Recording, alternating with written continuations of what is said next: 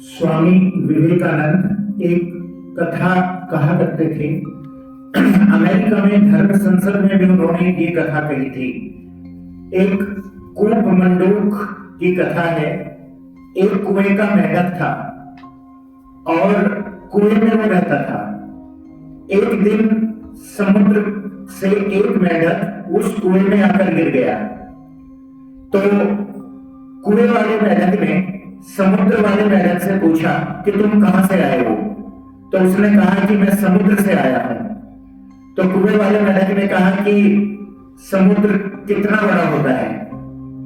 और एक छलांग लगाई। कहा कि क्या इतना बड़ा है? तो उसने कहा कि नहीं, इतना बड़ा नहीं है, इससे बहुत बड़ा है। तो कुएं वाले मेंढक ने फिर दोबारा और बड़ी छलांग लगाई और कहा कि क्या इतना बड़ा है? तो उसने कहा कि नहीं, इतना बड़ा भी नहीं है, इससे बहुत बड़ा है। तो फिर उसने तीसरी छलांग लगाई और कहा क्या इतना बड़ा है? तो उसने कहा कि तुम पागल तो नहीं हो गए हो? तुम्हारी छलांग में समुद्र नहीं समा सकता। ये कुआं बहुत छोटा है और समुद्र बहुत बड़ा है। तो उसने कहा कि नहीं, मैं नहीं मान सकता कि इतनी बड़ी कोई भी चीज नहीं हो सकती जो तुम बता रहे हो। मेरे कुएं से बड़ा कुछ हो ही नहीं सकता। तो उस समुद्र वाले मेंढक ने कहा कि नहीं, तुम पागल हो गए हो। समुद्र इतना बड़ा है कि तुम्हारी छलांग उतनी बड़ी हो ही नहीं सकती और तुम्हारा ये कुआं भी उतना बड़ा नहीं हो सकता। तब इस बात से स्वामी विवेकानंद ने ये संदेश दिया अमेरिका में कि जो धर्म संसद हो रही है और विभिन्न धर्मों के प्रतिनिधि यहां पर आए हुए हैं, सभी धर्म जो अपनी अपनी बात करते हैं तो वे कूप मंडूक की तरह हैं, यानी कुएं वाले मेंढक की तरह हैं। वे कुएं वाले मेंढक की तरह कहते हैं कि मेरा धर्म सबसे बड़ा, जबकि ऐसा नहीं है। सभी धर्मों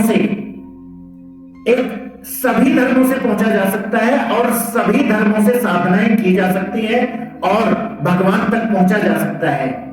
तो ये जो स्वामी विवेकानंद का संदेश है, ये रामकृष्ण परमहंस से उन्हें मिला है।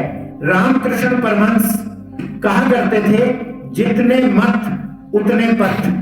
और उन्होंने विभिन्न धर्मों से विभिन्न साधनाएं की और सभी से साधनाओं के द्वारा यह सिद्ध किया कि सभी धर्म अपने आप में अनमोल है और जितने भी धर्म हैं उतने ही मार्ग आगे पहुंचने के हो सकते हैं। तो ये रामकृष्ण परमहंस ने अपने प्रयोग द्वारा और सभी प्रकार से हिंदू, मुस्लिम, ईसाई और सभी से उन्होंने साधनाएं की और अंत में वे बुद्धत्व तक अलग अलग धर्मों से भी पहुंचे और ये उन्होंने पूरा किया। और उसके बाद ये संदेश दिया कि जितने मत उतने पथ। अब रामकृष्ण वचनामृत। श्री रामकृष्ण ने कहा, ज्ञानी निराकार का चिंतन करते हैं, वे अवतार नहीं मानते। अर्जुन ने श्री कृष्ण की स्तुति में कहा, तुम पूर्ण ब्रह्म हो। श्री कृष्ण ने अर्जुन से कहा कि आओ देखो हम पूर्ण ब्रह्म हैं या नहीं। यह कहकर श्री कृष्ण अर्जुन को एक जगह ले गए और पूछा, तुम क्या देखते हो? अर्जुन बोला, मैं एक बड़ा पेड़ देख रहा हूं जिसमें जामुन के गुच्छे फल लगे हुए हैं। श्री कृष्ण ने कहा, और भी पास आकर देखो, वे काले फल नहीं, गुच्छे के गुच्छे अनगिनत कृष्ण फले हुए हैं, मुझ जैसे। अर्थात उस पूर्ण ब्रह्म रूपी वृक्ष से करोड़ों अवतार होते हैं और चले जाते हैं। कबीर दास का रुख निराकार की ओर था। श्री कृष्ण की चर्चा होती तो कबीर दास कहते, उसे क्या लोजो। गोपियां तालियां पीटती थी और वह बंदर की तरह नाचता था। मैं साकारवादियों के निकट साकार हूं और निराकारवादियों के निकट निराकार। मणि ने हंसकर कहा, जिनकी बातें हो रही हैं वे ईश्वर जैसे अनंत हैं, आप भी वैसे ही अनंत हैं, आपका कहीं अंत ही नहीं मिलता। श्री रामकृष्ण ने कहा, वाह रे, तुम तो समझ गए। सुनो, एक बार सब धर्म कर लेने चाहिए, सब मार्गों से आना चाहिए। खेलने की गोटी सब घर बिना पार किए कहीं लाल होती है। गोटी जब लाल होती है तब कोई उसे नहीं छू पाता। मणि ने कहा, जी हाँ। श्री रामकृष्ण ने कहा, योगी दो प्रकार के होते हैं, बहुदत्त और कुटीचक। जो साधु तीर्थों में घूम रहा है जिसके मन को अभी तक शांति नहीं मिली उसे बहुधक कहते हैं, और जिसने चारों ओर घूमकर मन को स्थिर कर लिया है, जिसे शांति मिल गई है, वह किसी एक जगह आसन जमा देता है, फिर नहीं हिलता।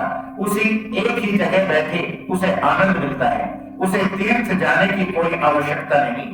यदि वह तीर्थ जाए तो केवल उद्दीपना के लिए जाता है।